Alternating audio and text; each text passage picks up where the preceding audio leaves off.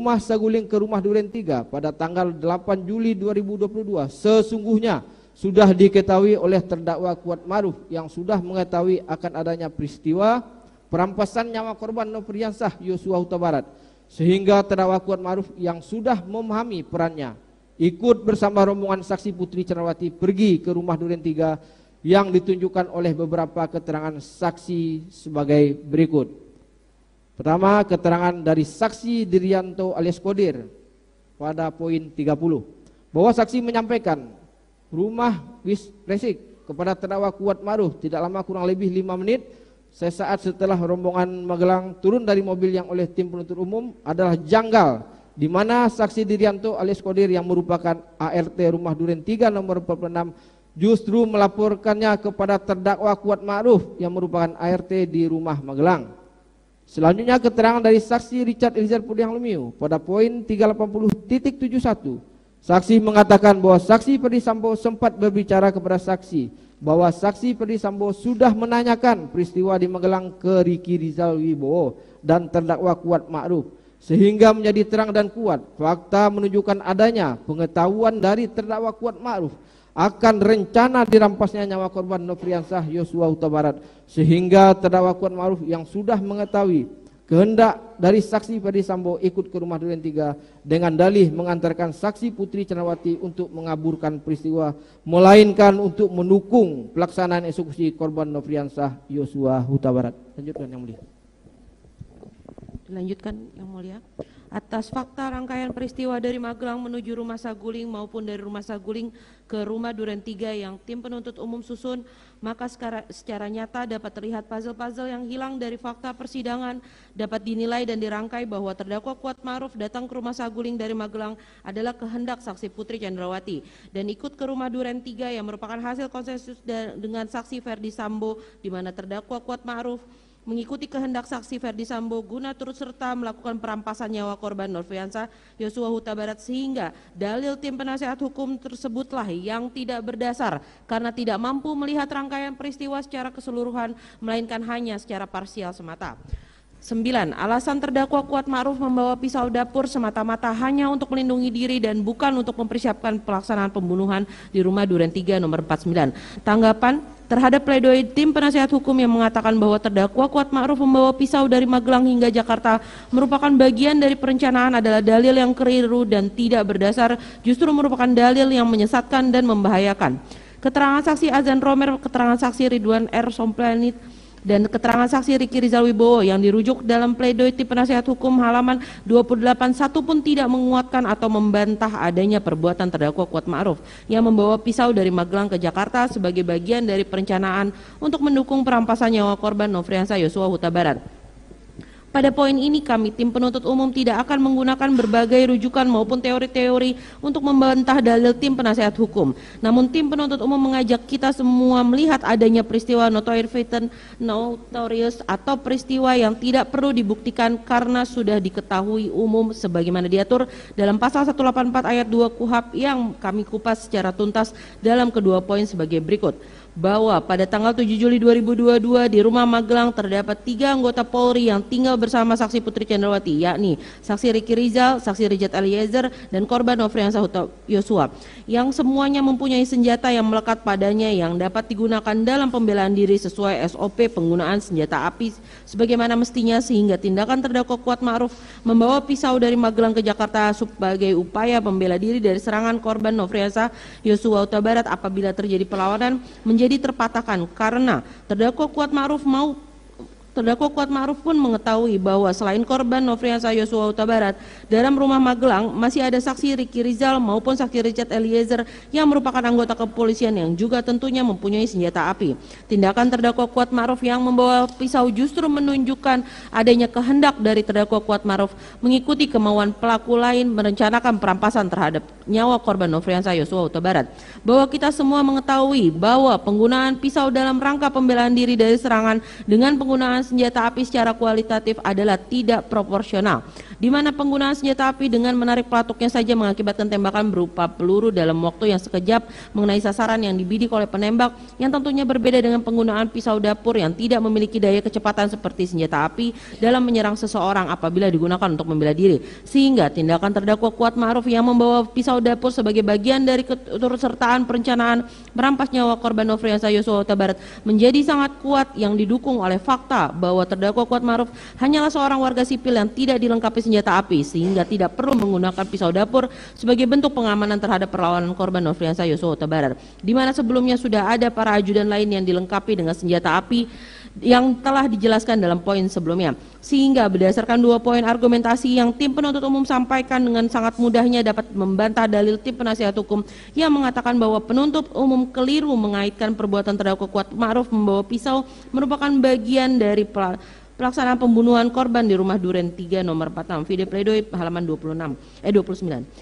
10. Terdakwa Kuat Ma'ruf tidak pernah dijanjikan sesuatu oleh saksi Ferdi Sambo sebelum terjadinya tindak pidana. Tanggapan, tim penuntut umum sesungguhnya dalam surat tuntutan tidak menyebutkan adanya janji yang diberikan saksi Ferdi Sambo kepada terdakwa Kuat Ma'ruf sebelum terjadinya tindak pidana. Namun tim penuntut umum dengan senang hati akan mengkonstruksikan adanya janji tersebut sehingga dapat dipahami oleh tim penasihat hukum, yang juga dapat memperluas kasanah pengetahuan kita semua melalui penalaran hukum. Dalam perkara Akuo dibutuhkan suatu penalaran hukum yang kuat guna memahami konstruksi ataupun anatomi kasus yang terdapat di dalamnya. Penalaran hukum sendiri adalah penerapan prinsip berpikir lurus atau logika dalam memahami prinsip, aturan, data, fakta, dan argumentasi hukum dalam mempelajari penalaran hukum. Logika dipahami secara lebih sempit, yaitu sebagai ilmu tentang penarikan kesimpulan secara valid dari berbagai data, fakta, persoalan, dan argumentasi hukum. Dengan demikian, arti penalaran hukum atau legal reasoning tidak menunjukkan bentuk penalaran lain di luar logika, melainkan penerapan asas berpikir dari logika dalam bidang hukum itu sendiri. Dalam pengertian lain, tidak ada penalaran hukum di luar logika dan tidak ada penalaran hukum tanpa logika. Penalaran hukum ini sangat dibutuhkan khususnya untuk memahami secara logis konstruksi dan anatomi kasus yang terdapat dalam perkara Akuo, dikarenakan ditemukannya berbagai fakta-fakta yang hilang sehingga fakta yang sesungguhnya harus diungkap guna menemukan kebenaran, kemudian disusun secara utuh ibarat menyusun serangkaian puzzle. Sehingga kami tim penuntut umum mengatasi berbagai kekosongan fakta tersebut dengan menarik kesimpulan dari berbagai fakta dan persoalan yang muncul dalam persidangan sebagai berikut. Keterangan Profesor Dr. Muhammad Mustafa MA selaku ahli kriminologi Universitas Indonesia pada poin 10, di mana ahli mengatakan bahwa pada pembunuhan berencana pelaku biasanya akan meninggalkan jejak setelah peristiwa terjadi. Ia menyadari kesalahan dan berusaha menghilangkannya, yang oleh kami tim penuntut umum dalam perkara Akuo, tindakan menghilangkan jejak tersebut disimpulkan dengan adanya pemberian alat komunikasi berupa handphone berjenis iPhone 13 Pro Max oleh saksi Ferdi Sambo kepada terdakwa Kuat Ma'ruf. Keterangan terdakwa pada poin 48, saksi Richard Eliezer pada poin 380.53 dan saksi Ricky Rizal pada poin 109 dan 111 pada malam hari tanggal 10 Juli 2022 di ruang kerja saksi Ferdi Sambo yang berada di lantai 2 Rumah Saguling untuk menghilangkan jejak komunikasi terutama mengenai janji dari saksi Ferdi Sambo kepada terdakwa Kuat Ma'ruf, saksi Richard Eliezer dan saksi Ricky Rizal sebelum adanya penembakan pada tanggal 8 Juli 2022 guna mengabur peristiwa agar tidak terlihat seperti perencanaan. Janji tersebut juga akan sangat erat kaitannya dengan sejumlah uang dalam amplop yang akan diberikan oleh saksi Ferdi Sambo kepada terdakwa Kuat Ma'ruf dan saksi Ricky Rizal masing-masing sebesar 500 juta rupiah dan kepada saksi Richard Eliezer dengan nominal uang sebesar 1 miliar rupiah yang dirujuk dari keterangan saksi Ricky Rizal pada poin 108, 110, 116, 245.63 dan 245.75 serta keterangan saksi Richard Eliezer pada poin 225 dan 380.53 dan keterangan terdakwa Kuat Ma'ruf poin 1218, poin 47, 53 dan 54. Berdasarkan pemaparan oleh kami tim penuntut umum, maka dapat disimpulkan bahwa terbukti adanya janji yang diberikan oleh saksi Ferdi Sambo kepada terdakwa Kuat Ma'ruf sebelum kejadian yang sekalipun tidak secara eksplisit terlihat dalam persidangan karena banyaknya barang dan alat bukti yang sengaja dihilangkan, namun dengan logika berpikir melalui penalaran hukum sebagaimana yang telah tim penuntut umum uraikan di atas, tidak dapat menutupi adanya janji yang dinyatakan oleh saksi Ferdi Sambo sebelum penembakan, sehingga dalih tim penasehat hukum yang hanya berdasarkan pada keterangan saksi Ferdi Sambo tidak didukung alat bukti lain maupun konsep penalaran hukum dan logika berpikir menjadi terpatahkan dengan seketika. 11. Terdakwa Kuat Ma'ruf tidak memiliki sifat manipulatif. Tanggapan: kami mengutip pledoi tim penasehat hukum pada halaman 30 yang menyatakan bahwa sungguh naifnya proses hukum untuk membuktikan bersalah atau tidaknya seorang terdakwa didasarkan pada hasil tes poligraf, yang kemudian menolak hasil pemeriksaan poligraf yang mengindikasikan terdakwa Kuat Ma'ruf berbohong karena terdakwa Kuat Ma'ruf menjawab tidak melihat saat ditanya oleh pemeriksa apakah terdakwa Kuat Ma'ruf melihat saksi Ferdi Sambo menembak korban Nofriansah Yosua Huta Barat. Namun perlu ditegaskan bahwa dalih tim penasehat hukum adalah tidak jelas dan tidak konsisten, sehingga dalih tim penasehat hukum yang demikian akan berimplikasi juga pada menolaknya hasil pemeriksaan terdakwa Kuat Ma'ruf yang terindikasi jujur, mengatakan tidak kepada pemeriksa saat diberi pertanyaan apakah melihat persetubuhan antara saksi Putri Chandrawati dan korban Nofriansah Yosua Huta Barat. Bukan maksud tim penuntut umum untuk menggurui tim penasehat hukum, namun kami harus menyampaikan bahwa dalam menolak suatu dalil harus secara tegas menyebutkan secara jelas bagian mana dari hasil pemeriksaan poligraf yang dibantah. Apabila bantahan tersebut hanya diuraikan sebagaimana dalam pledoi halaman 30, akan menimbulkan ambiguitas untuk hasil pemeriksaan lainnya yang sebenarnya justru menguntungkan bagi terdakwa Kuat Ma'ruf sendiri.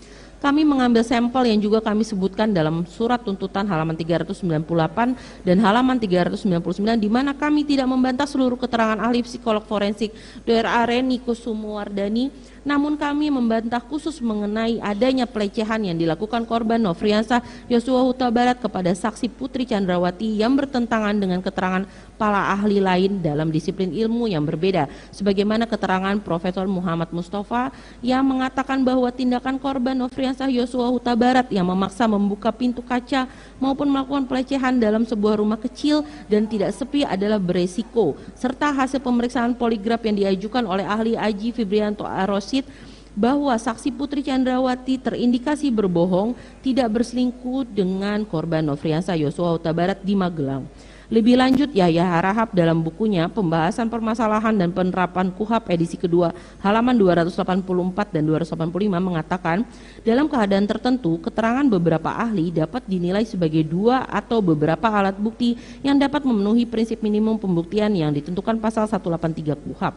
Alasan yang memperkuat adalah apabila keterangan para ahli tersebut diberikan dalam bidang keilmuan berbeda dan apa yang diteringkan oleh para ahli tersebut bukan mengenai suatu hal atau keadaan yang sama, tetapi mengenai dua hal atau keadaan berbeda antara yang satu dengan yang lain, namun saling bersesuaian. Selain berdasarkan pada konsep di atas, kami membantah keterangan ahli DRA Reni Kusumowardani selaku ahli psikolog forensik karena tidak dapat dibenarkan secara hukum menggunakan metode yang sama untuk memeriksa korban kekerasan seksual dengan orang yang bukan merupakan korban kekerasan seksual. Dalam metodologi penelitian ilmu hukum yang diajarkan sebelum para intelektual hukum memasuki masa penyusunan penulisan hukum, diajarkan bahwa untuk mengambil sampel terhadap responden yang sifatnya sensitif seperti korban kekerasan seksual haruslah menggunakan metode snowball sampling. Tidak dibenarkan menggunakan metode purposive sampling atau random sampling yang digunakan untuk mencari sampel pada objek penelitian yang memang tidak sesuai dengan peruntukannya. Sehingga dalil tim penasehat hukum yang mengatakan tim penuntut umum hanya menggunakan keterangan ahli yang menguntungkan saja adalah tidak berdasar sama sekali, karena tim penuntut umum hanya menyandarkan pilihan hukumnya pada landasan teori dan argumentasi hukum yang tentunya dapat dipertanggungjawabkan. Analisa yuridis dalam replik bahwa terkait dengan pledoi penasihat hukum halaman 31 sampai dengan halaman 49 mengenai analisa yuridis yang dikemukakan oleh tim penasihat hukum, maka tim penuntut umum menilai hal tersebut tidak substantif untuk ditanggapi karena sudah kami bantah pada analisa fakta, sehingga penuntut umum tetap bersandar pada argumen yang telah dikemukakan pada analisa fakta dalam surat tuntutan dan replik ini serta analisa yuridis dalam surat tuntutan. Namun terhadap beberapa poin kami menanggapi sebagai berikut. 1. Unsur dengan sengaja dan rencana terlebih dahulu merampas nyawa orang lain pada dakwaan primer. Tanggapan, tim penasihat hukum yang berpegang pada fakta persidangan bahwa saksi Ferdi Sambo berkata hajar cat yang kemudian diikuti dengan penembakan yang dilakukan oleh saksi Richard Eliezer sebanyak 4 kali ke arah tubuh korban dengan cara melangkah maju mendekat. Kejadian itu sangat cepat dan tiba-tiba membuat terdakwa Kuatma'ruf terkejut sambil memegang kompor di dapur. Video pledoi halaman 36. Video. Izin mengkoreksi majelis, video pledoi halaman 36. Dan dalil penuntut umum pada halaman 38 yang mengatakan bahwa tidak ada satupun saksi yang menerangkan di persidangan bahwa terdakwa Kuatma'ruf yang melakukan penembakan terhadap korban Nofriansah Yosua Huta Barat menggunakan senjata api laras pendek atau pistol merek Glock 17, yang dimana tim penasihat hukum menarik kesimpulan bahwa terdakwa Kuatma'ruf tidak memenuhi unsur dengan sengaja dan direncanakan terlebih dahulu. Hemat kami, tim penuntut umum menilai konstruksi hukum yang dibangun oleh tim penasihat hukum terdakwa Kuatma'ruf parsial dan semu sehingga tidak dapat ditemukan fakta secara utuh guna setidak-tidaknya mendekati kebenaran material. Pertama, mengenai teriakan saksi Ferdi Sambo yang mengatakan hajar cat harus dimaknai secara kontekstual mengenai makna dari kata hajar yang dimaksud kepada saksi Richard Eliezer. Yang dikatakan dengan fakta dalam persidangan bahwa tiap ajudan memiliki senjata yang melekat pada dirinya dan saksi Richard Eliezer yang tidak membawa senjata apapun selain senjata Glock 17 yang ada padanya.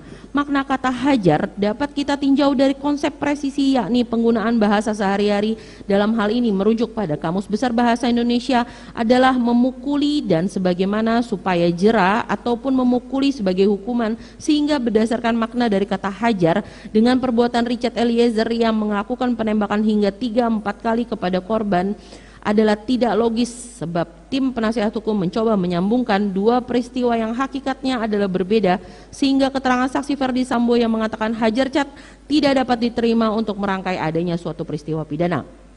Namun demikian, apabila kita mengikuti alur pikiran dari tim penasihat hukum terkait dengan frasa hajar cat yang menurut mereka bukanlah perintah untuk menembak korban Nofriansah Yosua Huta Barat, maka argumentasi itu pun menjadi cacat logika dikarenakan pemaknaan kata hajar cat tersebut juga harus dimaknai dari serangkaian peristiwa yang terjadi baik sebelum maupun setelah peristiwa penembakan yang mengakibatkan meninggalnya korban Nofriansah Yosua Huta Barat, yang bermula dari saksi Ricky Rizal yang dipanggil oleh saksi Ferdi Sambo ke lantai 3 Rumah Saguling pada tanggal 8 Juli 2020 untuk membackup saksi Ferdi Sambo maupun menembak korban Nofriansah Yosua Huta Barat apabila melawan. Yang dijawab oleh saksi Ricky Rizal tidak kuat mentalnya sehingga saksi Ferdi Sambo memerintahkan saksi Ricky Rizal memanggil saksi Richard Eliezer ke lantai 3 Rumah Saguling. Kemudian berdasarkan kesaksian Richard Eliezer yang diminta oleh saksi Ferdi Sambo menembak korban Nofriansah Yosua Huta Barat, kemudian saksi Richard Eliezer diberikan tambahan amunisi sebanyak 1 kotak di lantai 3 Rumah Saguling pada tanggal 8 Juli 2022, yang kemudian saksi Richard Eliezer menembakkan amunisi dalam senjata Glock 17 miliknya namun tidak sampai penuh, dan juga harus dihubungkan dengan peristiwa di rumah Duren 3 yang mana saksi Ferdi Sambo meminta saksi Richard Eliezer mengokang senjatanya dan memerintahkan korban Nofriansah Yosua Huta Barat untuk berlutut setelah sebelumnya ditarik lehernya. Perkataan saksi Ferdi Sambo yang mengatakan hajar cat menjadi tidak masuk akal apabila dimaknai hanya untuk memukul korban Nofriansah Yosua Huta Barat. Setelah disimpulkan dari rangkaian peristiwa sebelum penembakan maupun rangkaian peristiwa setelah penembakan di mana meninggalnya korban Nofriansah Yosua Huta Barat yang berdasarkan visum et repertum oleh dokter ahli Dr. Farah P. Karau akibat adanya luka pada dada sebelah kanan yang mengenai paru-paru serta pembuluh darah besar dan luka yang mengenai batang otak sehingga korban Nofriansah Yosua Huta Barat meninggal seketika. Sehingga berdasarkan rangkaian peristiwa tersebut maka menjadi logis dan masuk akal bahwa perintah hajar cat tersebut adalah perintah yang diberikan saksi Ferdi Sambo pada saksi Richard Eliezer untuk menembak korban Nofriansah Yosua Huta Barat sampai meninggal dunia. Kemudian mengenai dalil pledoi tim penasihat hukum bahwa tidak ada saksi yang melihat terdakwa Kuatma'ruf ikut menembak korban Nofriansah Yosua Huta Barat adalah dalil yang memang tidak kami singgung dalam surat tuntutan. karena kami mengkonstruksikan terdakwa Kuatmaruf sebagai orang yang turut serta dengan rencana terlebih dahulu merampas nyawa orang lain dan bukan sebagai pelaku material yang secara langsung mengakibatkan matinya korban Nofriansah Yosua Huta Barat yang telah kami uraikan dalam analisa yuridis surat tuntutan pada pemenuhan unsur turut serta pada halaman 350, sehingga wajarlah tim penasehat hukum keliru dalam berpendapat demikian yang diakibatkan adanya perbedaan konstruksi hukum yang dibangun oleh tim penasehat hukum dengan kami tim penuntut umum. 2. Unsur sengaja merampas nyawa orang lain pada dakwaan subsidiar. Tanggapan atas dalil tim penasehat hukum yang mengatakan bahwa saksi Richard Eliezer yang menembak korban Nofriansah Yosua Huta Barat dengan senjata api laras pendek pistol merek Glock 17 berkesesuaian dengan 2 hasil visum et repertum serta ahli balistik yang mengatakan bahwa berdasarkan hasil autopsi hanya dapat ditemukan jejak senjata api jenis Glock 17 merupakan konstruksi hukum yang tidak utuh di mana tim penasehat hukum tidak merujuk fakta persidangan mengenai jumlah luka tembak masuk dan luka tembak keluar pada tubuh korban Nofriansah Yosua Huta Barat yang dihubungkan dengan jumlah peluru yang ada dalam magazin senjata saksi Richard Eliezer sebelum dan setelah kejadian.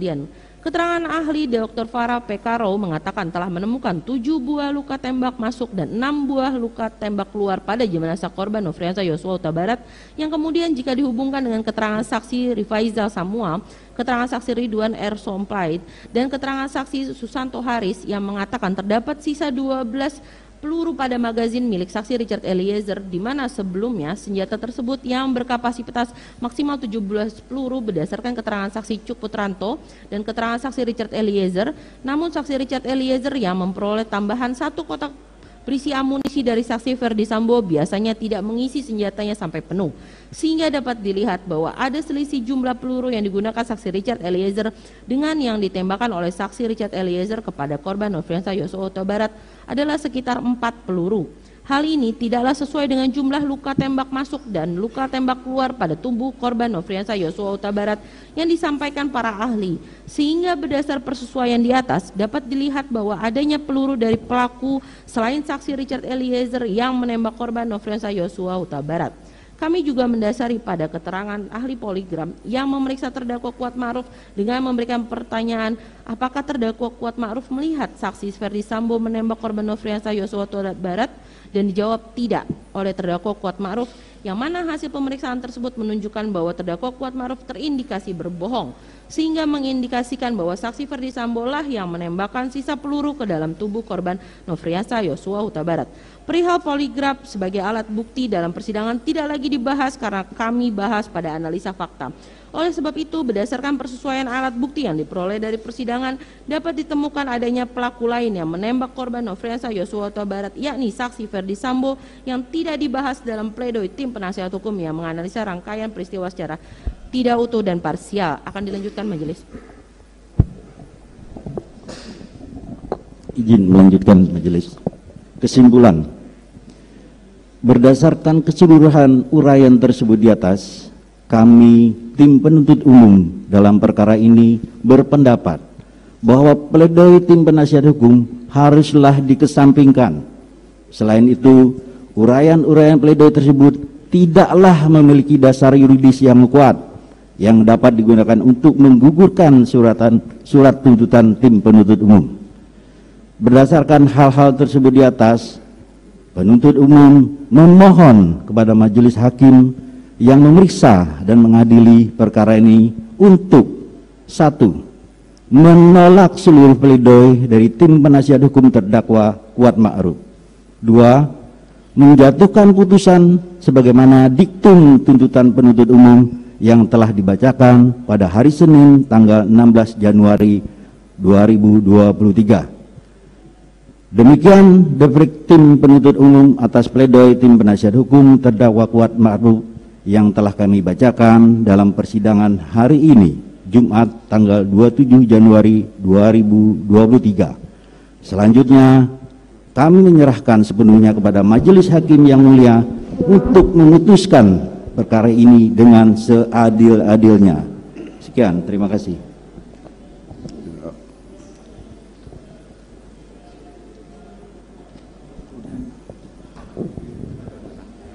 Terima kasih.